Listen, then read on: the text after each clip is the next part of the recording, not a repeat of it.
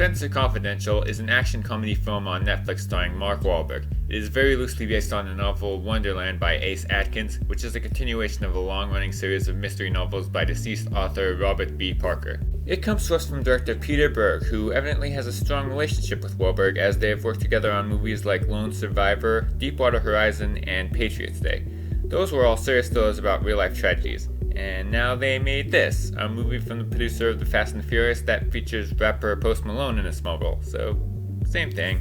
Wahlberg plays a former cop who just gets out of prison for assaulting the corrupt chief of police, and when that same chief is murdered and the blame is laid on a good cop who is also found dead, he decides to investigate on his own, which leads him into a conspiracy involving many high-ranking people on the force. The plot from that point on is pretty generic. He ends up working alongside his roommate, played by Black Panther's Winston Duke, and it turns into a sort of buddy cop movie. Nothing spectacular, but entertaining enough to pass the time. Unfortunately, where it lacks the most is in the comedy part of the action comedy genre. Though there are a few laughs, it is for the most part pretty hit and miss, including Spencer's ex-girlfriend character, who is really kind of annoying.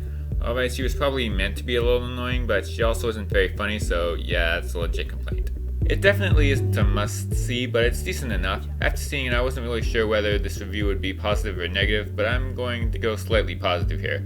It is heavily flawed, but it has action and an interesting enough story. It's basically the kind of thing that should only be on Netflix. It's probably not worth paying for, but if you got nothing else to do, you may as well put it on.